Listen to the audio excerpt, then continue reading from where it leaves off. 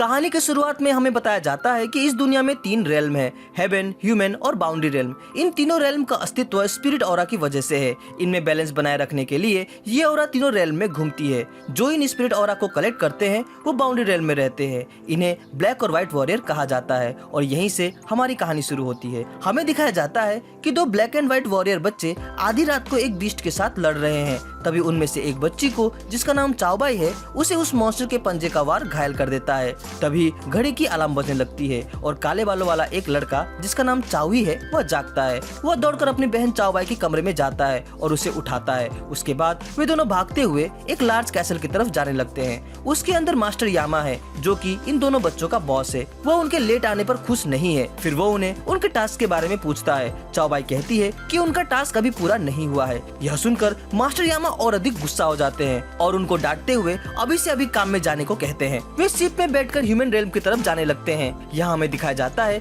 कि एक बच्चा, जिसे कुछ गुंडे लूटने की कोशिश कर रहे थे, वह उन्हें ही मार मार कर उनका भुर्ता बना देता है। तभी चाओबाई और चाओही वहाँ आते हैं।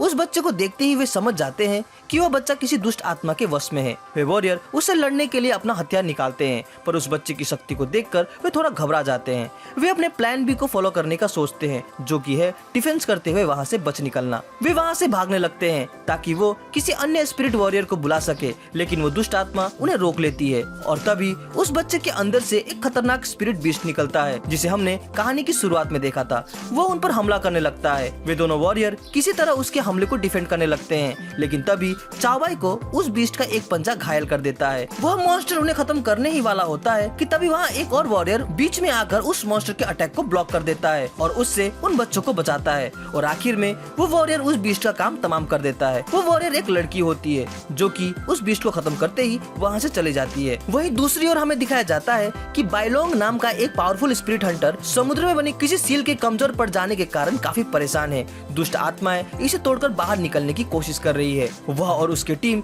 इस पर काफी सतर्क हो जाते हैं, क्योंकि यह सील कभी भी टूट सकती है। इसकी ऐसी अवस्था को देखते हुए बाइलोंग इस खबर को मिस्टर जोंग और बाकी सभी कोर्ट में पहुंचाने का आदेश देता है। उधर चाओबाई और चाओही को मास्टर यामा द्वारा बहुत डांट पड़ती है, क्योंकि वे उस दुष्ट आत्मा को पकड़ने में नाकाम रहे और अपना टास्क पूरा नहीं कर सके। वो उन्हें काम से निकाल देने की धमकी देता है और उन्हें काफी उपदेश देता है। वे दोनों सिर हिलाते हुए उसे सुनते हैं। मास्टर यामा को लगता है कि मिस्टर जोंग की सुरक्षा में रहने की वजह से वे आलसी हो गए हैं। तभी वहाँ मिस्टर जोंग आता है, जो कि एक 10 हेल्थ जनरल है। हमें पता चलता है कि मिस्टर जोंग उन बच्चों का केयरटेकर है। जोंग मिस्टर यामा को कहता है कि अगर मेरे निगरानी में इनको रखना आपको पसंद नहीं तो आप इन्हें अपने साथ रख लीजिए। यह सुनकर यामा घबरा जाता है और कहता है कि इनके लिए तुम ही ठीक हो। उसके बाद मास्टर यामा द्वारा उन्हें एक और टास्क दिया जाता है। इसे पाकर वे बहुत खुश हो जाते हैं। इधर मिस्टर जोंग मास्टर यामा को बताता है कि सील ऑफ टेंचाई जल्दी टूटने वाला है। इसे सुनकर यामा काफी परेशान हो जाता है। उधर वो दोनों वॉरियर ह्यूमन रेल्म में अपने सब्जेक्ट के पास आ जाते हैं,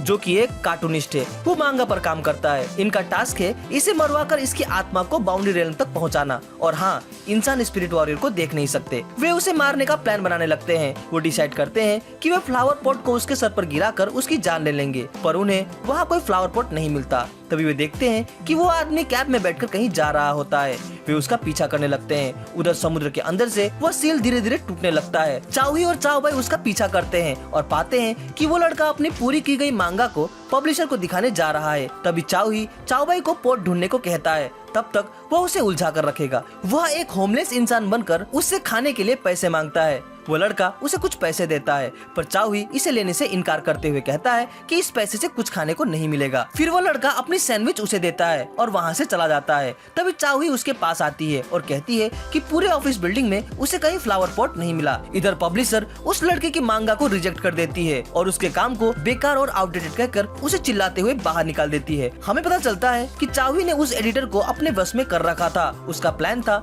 कि वो उसके काम को भला बुरा कहकर उसे सुसाइड करने पर मजबूर करे। वो लड़का उसके 10 साल की मेहनत को बेकार कह दिए जाने पर काफी दुखी होता है। तभी वो बिल्डिंग के छत से देखता है कि उसकी एक दोस्त, जिसे वह बहुत प्यार करता है, वो किसी अन्य लड़के के साथ रोमांटिकली प्यार के पल बिता रही थी। इसे देखकर वो और अधिक फ्रस्ट्रेटेड हो जाता है। हमें पता चलता है कि यहाँ भी चाओही अपनी शक्ति से उसके दिमाग में भ्रम क्रिएट कर रहा होता है ताकि वो सुसाइड करने पर मजबूर हो जाए। पर चाओबाई को चाओही की यह तरकीब पसंद नहीं आती। वह कहती है कि हमें उसकी फीलिंग्स के साथ नहीं खेलना चाहिए। तभी वो लड़का छत से कूद जाता है। चाओही को वो बात याद आती है जब उसने उसे खाने के लिए अपनी सैंडविच निकाल कर दी थी। अचानक उसे अपनी हरकत के लिए काफी गिल्टी फील होता है और वो उसे बचाने का निर्णय लेता है। वो दोनों मिलकर अपनी शक्ति से उसकी सेफ लैंडिंग कराते हैं। वो लड़का यह देखकर चौंक जाता है कि इतने ऊंचे से गिरने के बाद भी उसे कुछ नहीं हुआ। आसपास के लोग भी यह देखकर हैरान हो जाते हैं और उसकी फोटो खींचने लगते हैं। तभी वहाँ वो एडिटर दौड़ते हुए आती है और उसके मांगा की तारीफ करते हुए उसे पब्लिश करने का ऑफर देती है। वो लड़का तो बच जाता है पर वे दोनों रोने लगते हैं क्योंकि फिर से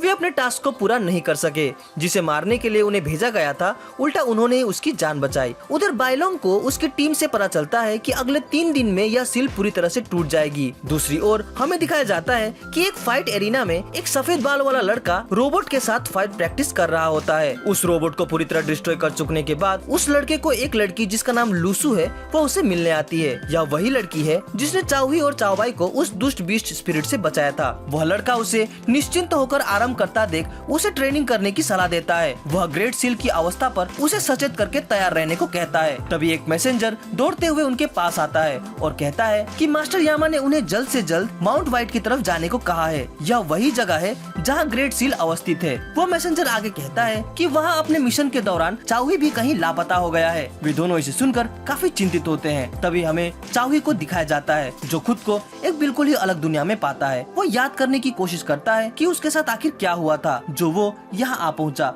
तभी उसे याद आता है कि एक स्पिरिट मॉन्स्टर से लड़ते हुए वो अपनी बहन से दूर हो गया और यहाँ आ पहुँचा। उधर मिस्टर जोंग चाओबाई को इस झमेले में पड़ने के लिए डांटते हैं। चाओबाई रोते हुए कहती है कि वो लोग तो बस एक बूढ़े इंसान की आखिरी विश को पूरा करना चाह रहे थे, लेकिन तभी एक मॉन्स्टर ने उन पर अटैक कर दिया और उनसे लड़ते हुए चाओही कहीं खो गया। उसी वक्त उन्हें एक गार्ड के द्वारा पता चलता है कि सील कभी भी टूट सकता है। इसे सुनकर मिस्टर जोंग अपने और फाइटर को नीचे की ओर जाने का ऑर्डर देते हैं। बाइलोंग चाओबाई को शांत कराता है और कहता है कि चिंता करने की कोई बात नहीं है, स्पिरिट हंटर्स को उसे बचाने के लिए भेज दिया गया है। उधर चाओही उस जगह से बाहर निकलने की कोशिश कर रहा है पर वह जगह अनंत है। वह काफी घबरा जाता है। उसे लगता है कि वो यहाँ से कभी बाहर नहीं निकल पाएगा। तभी उसके सामने चाओबाई का एक प्रतिरूप आता है जो उसे कहती है कि तुमने मुझे अकेला छोड़ दिया। वह उस प्रतिरूप की तरफ दौड़ता है लेकिन वह गायब हो जाती है।